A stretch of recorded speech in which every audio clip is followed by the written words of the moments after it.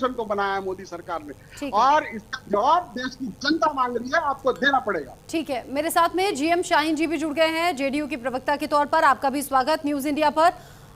GM Shaheen जी, चूंकि मौजूदा सरकार, बिहार सरकार से भी सवाल है, साथ ही साथ बीजेपी से भी सवाल है, और विपक्षी नेता लगातार हावी दिख रहे हैं। अब चूंकि नीतीश कुमार की बड़ी जिम्मेदारी बन जाती है मुख्यमंत्री के तौर पर, और आप उन्हीं की पार्टी से आते भी हैं, क्या लग रहा है अगर विपक्षी दल बार बार डेटा बता रहे हैं, तथ्य बता रहे हैं और कह रहे हैं कि एक गड़बड़ी मिटाने के लिए कदम आगे बढ़ाया, लेकिन और कई गड़बड़ियां हैं जो अब कर दी गई हैं, और ये सब कुछ हो रहा है विपक्ष के वोटर्स को लिस्ट से हटाने के लिए? इनसे पूछेगा इनको कोर्ट का रास्ता किसने रोका है क्या? इनको ये भी पूछिएगा जरा, ये अरे बात करनी दीजिए पहले, अभी मैंने शुरू नहीं किया, आपकी उंगली शुरू कर दी। क्या है ये?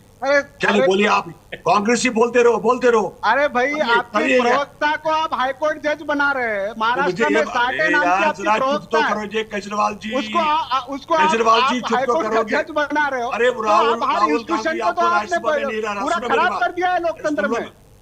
आप इधर जाइए उधर जाइए। अच्छा आकाश जी सुनिए, आकाश जी सुनिए ना। हाँ जीएम शाहीन जी अभी तो जुड़े हैं, मतलब अभी जुड़े हैं, उन्हें बोलने तो दीजिए। वो बोल रहे तो आप रिएक्ट कर लीजिएगा, वो बोलने तो आप रिएक्ट कर लीजिए। आप तीनों बोल चुके हैं, चूंकि अब जीएम शाहीन जी बोलेंगे। जी बोलिए। देखिए मैडम, सीधी सी बात है, इस देश की बड़ी संस्थाएं, मुझे नहीं पता इनकी उम्र क्या है, ये जो भी बता रहे थे कांग्रेस का बड़ा योगदान है, वो है ये। इस देश को आजादी दिलाने में हर एक का जबरदस्त योगदान।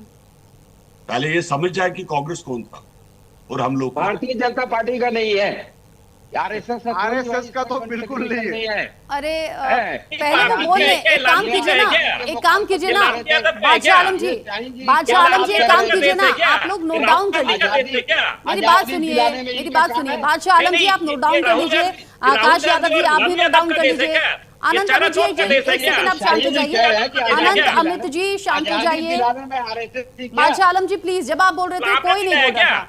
बादशाह आलम जी जब आप बोल रहे थे तो कोई नहीं बोल रहा था। प्लीज थोड़ा सा डिग्निटी मेंटेन कीजिए, नेशनल टेलीविजन है, आपको लोग देखते हैं, सुनते हैं, मतलब ये आप देखिए कि आपकी इमेज कैसी जानी चाहिए टीवी पर। एक बार जीएम शाहीन जी कंप्लीट कर लें, बोल लें, फिर डिग्निफाइड तरीके से अपनी बात आप रखिएगा, ठीक है? आप बोलिए शाहीन जी। नहीं, ये लोग बोलने देंगे तो मैं बोलूंगा ना, इनको आदत है हंगामा करने की, पार्लियामेंट में तो यही करते।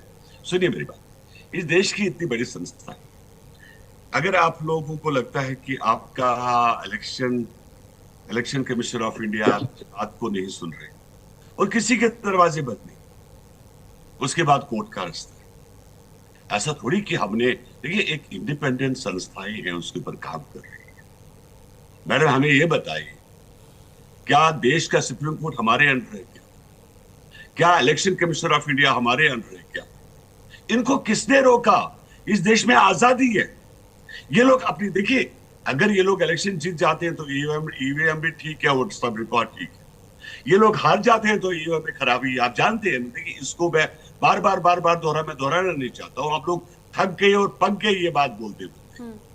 बिकॉज आप, क्या होता है कि जब एक आदमी हार जाता है ना, तो वो 50 चीजों के ऊपर दोष देता है कि मेरे पढ़ाने वाले क्लास टीचर अच्छे नहीं थे, मेरे साथ चीटिंग हुई, मेरे साथ नकल हुआ, मेरे साथ वो हुआ, मेरे साथ ये हुआ। लेकिन जो क्लास में जो फर्स्ट पोजीशन लाता है तो वो कोई ऐसी बात नहीं करता। जब ये लोग जीत जाते हैं तब सब कुछ ठीक है, जब ये लोग हार जाते हैं तो सब खराबी। अभी राहुल गांधी जी को, मैं जी करके बात करूंगा, इनकी तरह बदतमीजी नहीं करूंगा मैं। राहुल गांधी जी को 6 महीने 1 साल के बाद सब चीजें याद क्यों आ?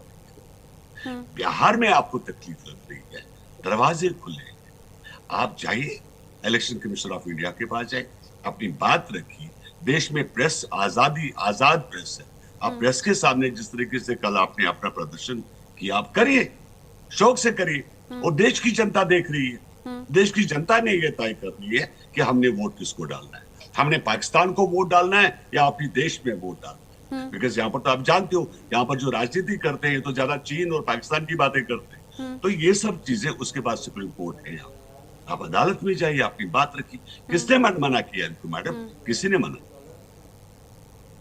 यानी आप कह रहे हैं कि कोर्ट का रास्ता है, आप अपनी बात, और प्रेस कॉन्फ्रेंस में भी तो बात रखने वाली ही बात हो गई। बिल्कुल। बादशाह आलम जी, बादशाह आलम जी, यहाँ तो आजादी के साथ विपक्ष बोल रहा है तो कई सवाल भी पूछ रहा है। अच्छा, एक बात और मैं शाहीन साहब आपसे पूछना चाहूंगी, क्योंकि विपक्ष लगातार ये कह रहा है कि खास तौर पर उस वर्ग को निशाना बनाया गया है जो कि विपक्षी पार्टियों के वोटर्स हैं, खास तौर पर उन जगहों को निशाना बनाया गया है जो मुस्लिम बहुल इलाका आता है, यानी MY समीकरण के साथ में छेड़छाड़ है।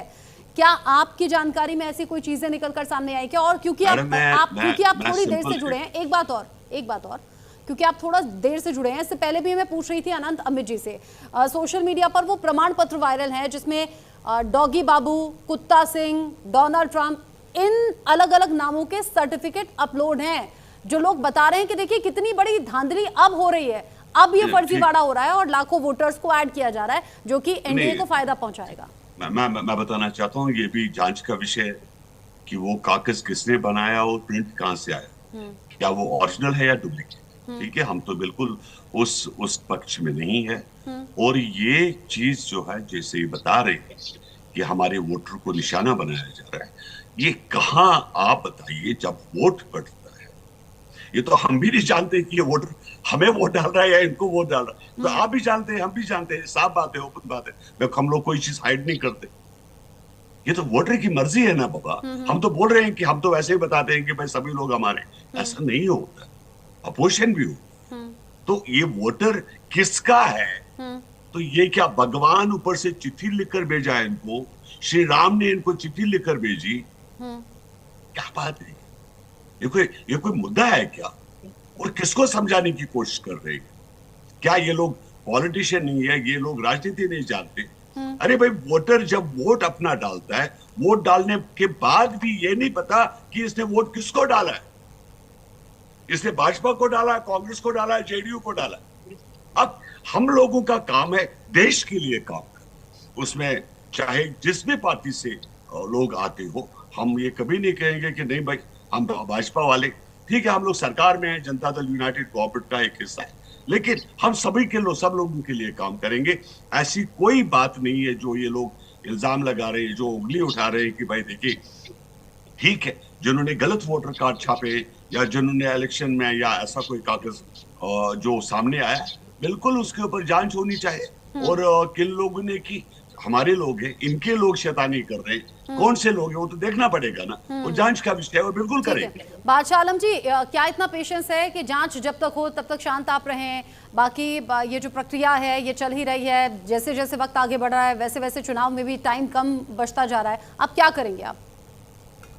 देखिए, ये हमारे शाहिद जी पता नहीं किस दुनिया में रहते हैं, ये जो संवैधानिक संस्थाओं का जो हवाला दे रहे हैं ये, और कोर्ट का भी धमकी दे रहे हैं ये, मतलब जिस तरह से कोर्ट को लेके विपक्ष के पार्टियों को धमका रहे हैं, तो लग रहा है कि ये जो कोर्ट को भी अपने जेब में रखे हुए हैं। हम लोग ये बता रहे हैं कि कोर्ट इंडिपेंडेंट संस्था है, भरोसा कर रहे हैं, अदालतें अपने हिसाब से काम करती है, वो आपके या मेरे हिसाब से थोड़ी काम करेंगे। अरे 1 अगस्त को क्या बात है, मुझे बताइए, अदालत, कोर्ट जो देश की तो अदालतें हैं, क्या वो आपके हिसाब से काम करेंगे? हमारे किसके नाम काटे हैं भाई, कौन मृत है गया, कौन है जिंदा है? एक घर में आप 40 लोगों का वोटर लिस्ट नाम बना रहे हैं, पिता के नाम पर फादर, पति के नाम पर हस्बैंड है, और वो डॉग बाबू, और अभी तो ट्रंप भी आ गए वहाँ। इसकी जांच करवाइए, जांच कराने की जिम्मेदारी किसकी है? ये जो है ईडी सीबीआई की है, जांच कराने की जिम्मेदारी। और बात तो सही है, विपक्ष का काम तो होता है सवाल करना। अनंत अमित जी, विपक्ष का काम होता है सवाल करना, विपक्ष का काम होता है कमियां निकालना, और वो काम विपक्ष तो बखूबी कर रहा है। अब सफाई तो आपको देनी पड़ेगी ना, आपको देखना पड़ेगा कमी कहाँ रह गई। एक गड़बड़ी ठीक करने चले थे, 4 गड़बड़ियां और सामने आ रही हैं। एक चीज मैं साहिन साहब की बात का जवाब दे दूं। अभी ये कह रहे थे कि ये जो डॉग बाबू का जो इन्होंने निवास प्रमाण पत्र बना दिया है, ये इन्होंने ही बनाया उसको, यही उसको मीडिया में लाए हैं। और इसका वजह ये है कि जो मेन मुद्दे हैं बिहार के अंदर, इलेक्शन आने वाला है, वहां से जनता के मुद्दों को भटका दे। 71,000 करोड़ रुपए का घोटाला इन्होंने किया है, 71 लाख करोड़ रुपए का। उस घोटाले का कोई चर्चा नहीं है बिहार के अंदर। 1/3 होता है बिहार के बजट का, वहाँ पब्लिक किया है। एक सेकंड मैडम मैं जवाब दूं, आप सुन लीजिए, बात को जवाब देना चाहता हूँ। जैसे नोटबंदी में आपने लोगों को लाइन में लगा दिया, वोट बंदी करके आप यहाँ बिहार के लोगों को लाइन में लगाए हुए हैं मैडम। जो लेकिन बात जब घोटालों की आती है तो मौजूदा सरकार कह देती है कि घोटाला गिनवा रहे हैं आप, ये तो आपकी सरकार के वक्त का घोटाला है। ये बातें पहले भी आ चुकी हैं। मुझे लगता है शाहीन जी भी ये शायद रिएक्शन देना चाह रहे हैं। आप कुछ कहना चाह रहे थे शाहीन जी? मैडम जी इनको ये बताइए, मैडम सुनिए, ये जो इंक्वायरी इतनी लगी है, इतनी एफआईआर इनके ऊपर है, जो जेल के चक्कर का रहे, इनको शर्म नाम की चीज है इनके पास? ये जो जमीन के बदले, नौकरी के बदले जमीनों का सौदा इन्होंने किया, क्या ये भी हमने किया?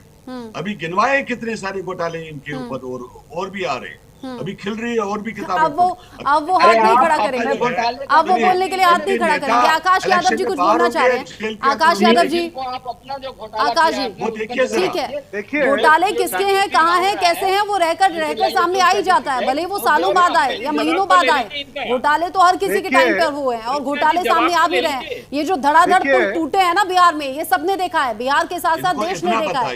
इतना बताइए, चलिए मैं अपनी बात को वापस लेता हूँ, खाली इतना बताइए इनके नेता की क्वालिफिकेशन क्या? नहीं शाहीन साहब, इनसे वो पूछने की जरूरत नहीं है। शाहीन साहब ये कौन बात कर रहा है? ये माननीय लालू प्रसाद यादव जी के दल का नेता कह रहे हैं, जो भ्रष्टाचार चल नहीं रही है और जो पूरी परिवार बेल पर है, कांग्रेस पूरा परिवार बेल पर है, वो भ्रष्टाचार की बात कर रहा है इस देश पे। आपका होम मिनिस्टर लालू, वो आपका इस देश का होम मिनिस्टर है, ये भारतीय जनता मोदी अनपढ़ है, जेल पर है, लालू जी जेल पर है। पूरी दुनिया ने देखा कि स्कूटर से चारा बेच दिया और चारा बेच दिया, नौकरी जमीन के बदले नौकरी दे दिया और बेल पर है पूरा परिवार। और अमित शाह जी तड़ीपार थे, आप भूल गए, तड़ीपार थे और आपका पूरा परिवार बेल पर है। माननीय सोनिया गांधी जी बेल पर, राहुल गांधी जी बेल पर, और क्या चाहिए आपको? मोदी जी की पूरे देश देश की को पता है भ्रष्टाचार की अगर कोई जननी है, कौन से यूनिवर्सिटी की डिग्री है, क्यों आप अपना ये कर रहे हैं, मुंह खुलवा रहे हैं? नहीं लगती आपके देखिए, भ्रष्टाचार की बात अच्छी नहीं लगती। देखिए क्वालिफिकेशन इनको बताइए जरा, ये आपने नेता की क्वालिफिकेशन बताइए हमें। अरे नेता की क्वालिफिकेशन मोदी जी की डिग्री बताओ ना, मोदी जी ने कहा से डिग्री नहीं ली? पब्लिक डोमेन क्या देख लो ना जाकर, पब्लिक डोमेन क्या देख लीजिए, वो भी कोर्ट के अंदर है। और मुद्दे पे आ जाए रचना जी। वैसे एक बात तो है ना अनंत अमित जी, एक बात तो है ना, वैसे अनंत अमित जी से मेरा सवाल है, मैं अनंत अमित जी से पूछ रही हूँ, मैं इसलिए कह रही हूँ, अच्छा मैं वही कह रही हूँ, अभी ये जो अलग अलग पार्टी के रिप्रेजेंटेटिव मेरे साथ में बैठे हुए हैं, कोई पार्टी, कोई लीडर बचता है क्या इस तरह के आरोप या इस तरह के केसेस से? मुझे तो लगता है कोई पार्टी नहीं बची। आपने अपने कार्यकाल में देश का क्या हाल कर दिया? मुझे बात करने देश का कार्यकाल में आपने देश का क्या हाल कर दिया? कुछ याद आ रहा है? कुछ याद आ रहा है? झूठ बात करने अभी देखिए, अभी भी शायद कुछ बताना चाहते जेलों में पड़े हैं। हुए। अच्छा सुनिए ना शाहीन जी, शायद आकाश जी के पास कुछ है बताने को, बोलिए। देखिए, मैं इन्होंने जो मुद्दे उपस्थित किए मैं उसको जवाब देता हूं आपको। इन्होंने क्या कहा कि राहुल जी ने 6 महीने में अभी तक क्या किया? देखिए, हमने इलेक्शन कमीशन में जैसा ही चुनाव हुआ, हमने डिजिटल डाटा मांगा, इन्होंने हमसे डिजिटल डाटा शेयर नहीं किया इलेक्शन कमीशन ने। तो फिजिकल डाटा, जो फिजिकल वोटर लिस्ट मिली, उसको टैली करने के लिए 6 महीने लग गए हमको। फोटो से फोटो ज्वाइन करना, एड्रेसेस मिलाना, ये वो सच्चाई है। दूसरी ये बात क्या कर रहे हैं, इलेक्शन कमीशन को ऊपर संविधानिक सिस्टम पे आप कैसे ये करते हैं? देखिए, इस देश का इलेक्शन कमीशन का जो चुनाव आयुक्त होता है, उसको चुनने की प्रक्रिया इन्होंने भ्रष्ट कर दी। जिस सुप्रीम कोर्ट का रिप्रेजेंटेशन आना था, वो क्यों आपने हटाया? दूसरी इम्पोर्टेंट बात, आप हाईकोर्ट की और संविधान के हाईकोर्ट हमारे मेरी आपसे यही गुजारिश है, आप लोगों की तकलीफ क्या है? आप सोनिया गांधी के पल्लू के साथ जुड़े हुए। अरे सुन लो यार, इतना कहानी मेरे को नहीं सुनी तुम्हारी इलेक्शन के लिए। मैंने आप लोग सोनिया गांधी की सीटें तुम्हारी क्या? अरे सीटें कितनी बिहार में, कितनी आप मुझे बताओ, बिहार में तुम्हारी कितनी सीटें? बिहार में कितनी सीटें है तुम्हारी? सीटें आप लोगों का कोई नेता है बिहार? अरे कांग्रेस का कोई नेता है बिहार की सीटों की संख्या पूछ लीजिए, वो भी इनको नहीं पता। संख्या कितनी है ये बताइए? नहीं पता कितनी है? ये पता नहीं होगा आकाश जी को, बता दीजिए। अरे केजरीवाल लगे, आप लोग देश के केजरीवाल नाम कटे। आनंद भाई वो बताओ ना, ये 65 लाख लोग जो कौन है, इनका नाम बताओ ना। मैं तो जवाब दे रहा हूँ ना रचना जी, मेरा जवाब ले लीजिए ना। जो अरे मर गए आप वो क्या- कितना आपकी चोरी पकड़ी गई है, मिला गए हो आप लोग। आप सभी एक दूसरे की चोरी ही पकड़ रहे हैं, आप सभी एक दूसरे पर आरोप ही लगा रहे हैं। बिहार की जनता तय करेगी कि किसके आरोप सच्चे हैं, किसके आरोपों में दम है। अनंत अमित जी कुछ बताना चाह रहे हैं, शायद अनंत अमित जी को मौका दे देते हैं, शायद कुछ बताना चाह रहे हैं। रचना जी देखिए, आज हम डिबेट में बैठे हैं, नेशनल चैनल पे बैठे, पूरी दुनिया देख रही है, आपके चैनल को देखती भी है। मैं अपने कांग्रेस के मित्र और आरजेडी के मित्र से पूछना चाहता हूं, इस देश में वोट की चोरी कब हुई? 17 अप्रैल 1999 को एक वोट से हमारे अटल बिहारी वाजपेयी जी की सरकार गिरा दी जाती है। और वो कौन वोट देता है? वो उड़ीसा का मुख्यमंत्री होता है, उड़ीसा के सदन का सदस्य होता है गिरधर गोमांग साहब, और लोकसभा के भी सदस्य होते हैं। वोटों की चोरी 17 अप्रैल 1919 में हिंदुस्तान में हुआ, जहां पे हमारी एक वोट से सरकार चली जाती वो है। तो उनको दूसरी बात पे आते हैं, संविधान के अंदर तरतूब थी, वो अधिकार से वो अब्सेंट रहे। अरे आकाश जी बात आप तो खुलेआम डुप्लीकेट फर्जीवाड़ा कर रहे हैं। अरे आकाश जी बात तो सुन लीजिए भैया। Voter name and signal. अच्छा पेपर लेकर बैठे हैं ना आकाश यादव जी, कोई पेपर लेकर बैठे हैं, वो पढ़ रहे हैं, वो कोई डेटा बता रहे हैं। लेकिन पहले अनंत अमित जी को तो सुन लीजिए ना, आकाश जी पहले अनंत जी को सुन लीजिए। आकाश जी पहले अनंत जी को सुन लीजिए। हर चीज तो नेहरू ने की है, आप क्यों बैठे हो भाई? ये तो युवराज से पूछिए। युवराज के परदादा ने इस देश में एसआईआर लाया था। युवराज के परदादा ने इस देश में एसआईआर शुरू किया था। उनसे पूछा आपने अपने युवराज से कि एसआईआर इस देश में किसने स्टार्ट किया? युवराज का परदादा इसमें इसरो लाया। युवराज के एसआईआर की प्रारंभ किसने किया? युवराज ने किया। ये चौथी बार बिहार में एसआईआर हो रहा है, और एसआईआर सिर्फ बिहार की जरूरत नहीं है, आपने क्या किया? की जरूरत है। चोरी की, वोटर लिस्ट की चोरी की। अरे लोकतंत्र की हत्या कर रहे हैं। आपको शर्म नहीं आती? भाजपा वालों को शर्म नहीं आती? इलेक्शन कमीशन जो चोरी कर रहा है आपके साथ, उसका प्रवक्ता बन के बैठे।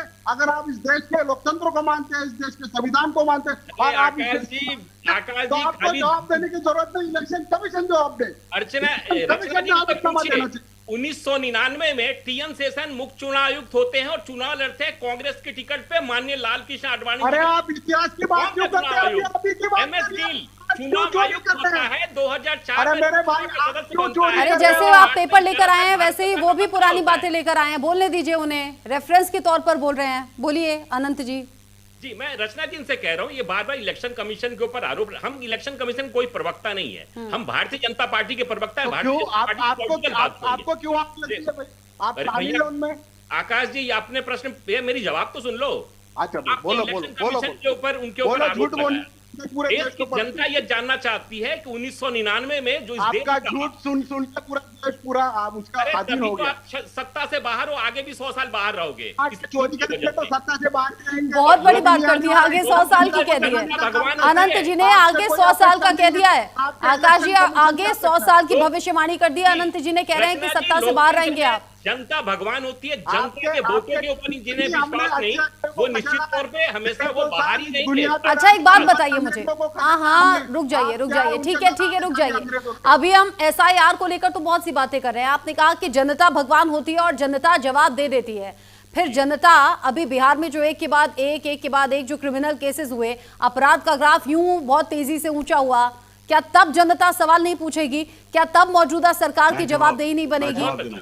शाहीन जी जवाब दे देता हूँ। शाहीन जी देखिए रचना जी हम लोग झारखंड बिहार से आते हैं, और आज हम लोग दिल्ली के गलियारे में घूम रहे हैं, भारतीय जनता पार्टी की राजनीति कर रहे हैं। तो ये ड्यू टू वहां की कांग्रेस और आरजेडी की सरकार थी, जिस समय शाम के 5 बजे लोग बाहर नहीं निकला करते थे, लोग स्कूल नहीं जाया करते थे, बाजार नहीं जाया करते थे। उसी का प्रतिफल है कि हम लोग दिल्ली की सड़कों पे घूम रहे हैं। 2004 पहले इसलिए चोरी कर रहे हैं वोटर सरकार में लाने के लिए। वोट की चोरी इसलिए कर रहे हैं। अरे वोट की चोरी तो आप लोगों ने किया ना, वहां तो बूथ का बूथ लूट लेते थे। आपकी सरकार थी बिहार में, इसलिए आप डिजिटली चोरी कर रहे हैं। आप डिजिटली चोरी कर रहे हैं। ठीक है अभी चुनाव लड़ना बाकी है ना? यहाँ डिबेट में लड़ना खत्म कर देते हैं, अभी चुनाव लड़ना बाकी है, उस पर भी थोड़ा फोकस कीजिएगा। और मैं तो कहूंगी आम लोगों से जाकर पूछिएगा, आप सभी पार्टी के लीडर्स आम लोगों से जाकर पूछिएगा कि उनकी दिक्कतें क्या है, समस्याएं क्या है, थोड़ा सा उस बारे में भी बात कर लिया कीजिए। अभी के लिए फिलहाल अनंत अमित जी, जीएन शाहीन जी और साथ ही बादशाह आलम जी, आकाश यादव जी, बहुत शुक्रिया आप सभी का न्यूज इंडिया के साथ जुड़ने के लिए, इस डिस्कशन में हिस्सा लेने के लिए। छोटा सा ब्रेक यहाँ पर लेंगे और ब्रेक के उस पार भी बहुत सी खबरें होंगी जो आप तक पहुंचाएंगे। अभी फिलहाल जो हम पूछ रहे थे राहुल गांधी ने इलेक्शन कमीशन से कुछ सवाल पूछे हैं, बीजेपी की तरफ वो सवाल पूछे हैं, और ये उस दौरान की तस्वीरें हम आपको दिखा रहे हैं जब राहुल गांधी ने पॉइंटर्स के साथ, फैक्ट्स के साथ ये पूछा था कि आखिर वोटर लिस्ट में ये बड़ी धांधली हो कैसे गई या फिर कैसे हो जा रही है। इस बारे में जवाब पूछा गया है इलेक्शन कमीशन से और सवाल पूछे हैं राहुल गांधी ने। आगे बढ़ेंगे, खबर अब अमरोहा